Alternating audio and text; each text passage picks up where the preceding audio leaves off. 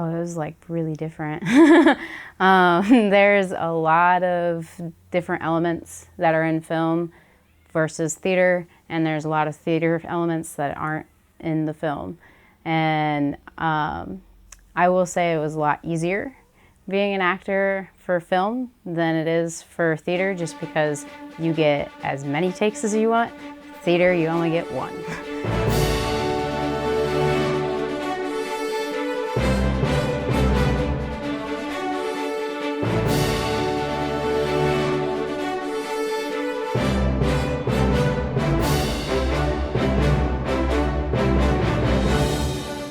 The funnest part about making The Curse of Bryestone would have been people. The people made it a lot of fun.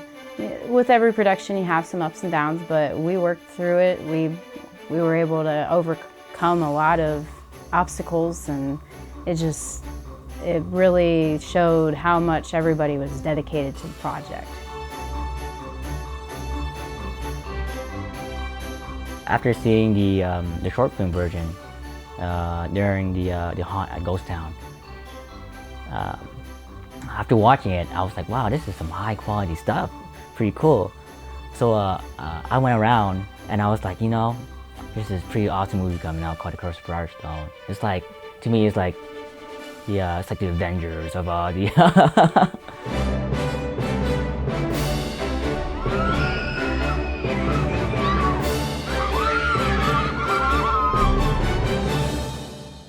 There's not one specific point. I love it. I love coming out here. I love doing the night shoots, and I'm not a night person, I'm a morning person. But it's awesome to be able to, help the producers and help Jack in the lighting and learning everything about it. It's all been it's great for me. I just love it. Okay, so I love the horses. I love having live creatures, animals, just in general. I'm a very big animal person, so getting to have real horses was like a dream, and it made me really happy. So Elizabeth is characterized as a sweet soul. She's a herbalist, and she's in love with Derek Mays. She's really nice, and she does have a sassy side, so she knows how to stand up for herself and her town. I really love the cast and crew because we're all just a bunch of weirdos. We'll say, oh, I like creepy shit, and somebody else will be like, did I say shit? I'm sorry! I can't not swear. Can I say shit? Okay. One person, somebody could say, I like creepy stuff, and another person will go up and say, I like creepy stuff too, and then everybody just talks about creepy stuff.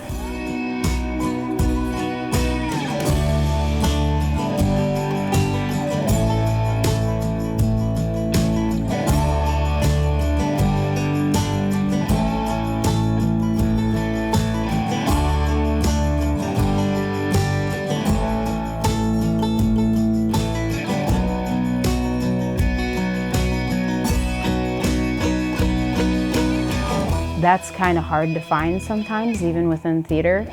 And I mean, if there's any technical directors out there that's watching this, they'll know exactly what I'm talking about. I mean, it's hard to get people to help build sets and stuff.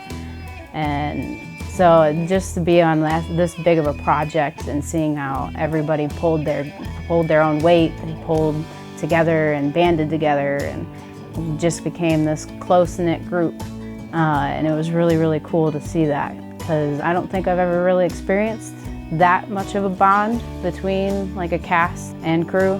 Even when we came back and filmed the latter half, it was still there. Like everybody was hugging each other, they were excited to see each other, and that was the biggest thing for me, like everybody's dedication and the fact that the cast members were so into making it as well.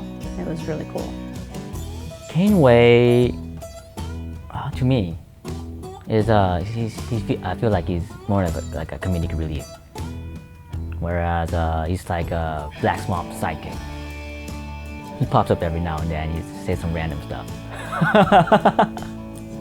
but it would make sense. Yeah, with the horses that were here today, everything just looks so real.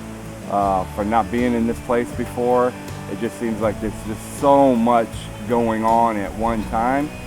from one end of the complex to the other end of the complex.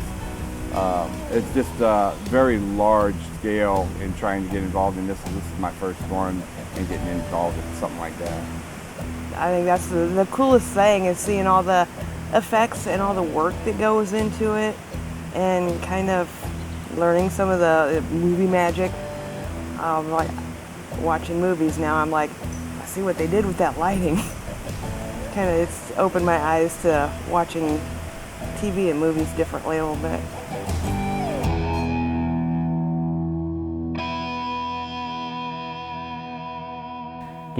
The graphics is amazing. And at the same time, it's your local filmmaker. You're looking at the person producing it, being able to create such a magical movie, such as this, and it's right there in front of you. And to me, it's a great opportunity for anyone to watch the movie, knowing that someone that they know that is so close, that is there. Yeah, it's been a pretty good experience overall. Brought some things out of myself that I didn't think I really had in me, especially doing it in front of a crowd. Even though I have done a haunt before, did one last year, this is a totally different experience because not only in my mind am I thinking of the people behind the camera watching me, I'm also thinking about the people that'll be watching this on film. So getting over those butterflies has been a pretty good accomplishment for myself. I'm not new to working with Capture One Studios, and as we've been progressing over the course of a year or two together, we keep leveling up as far as the amount of property that and the amount of roles and casts that are written into the scripts. Matt is an awesome script writer as far as making a weave and a fabric of a story, but with that comes a larger set and a lot of obstacles that we overcome because we incorporated this time some pyrotechnics that we hadn't used before. Matt is an excellent CGI artist, and he could do a lot of that simply in his post, but we chose to use some practical effects because it adds realism and it helps light the scene realistically and gives a lot less burden in his CGI environment.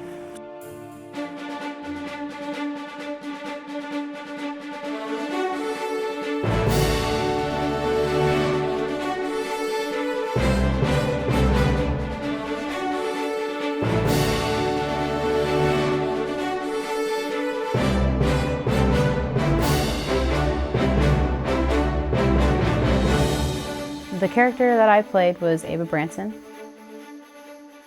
I like to think of her as pretty fiery. She's this ball of energy, goes with the flow until something really gets her angry. And it was cool to play something like that because I never really got to before. As an actor, I've mostly been playing like the funny comedy relief roles. And so it was really exciting to get to still be able to act in that niche, but take it to more of a dramatic side. What she was feeling is kind of how I kind of felt like I'd be feeling. You have to at least put a little bit of yourself into each character and in each emotion, because if you don't, then it won't ever seem real enough.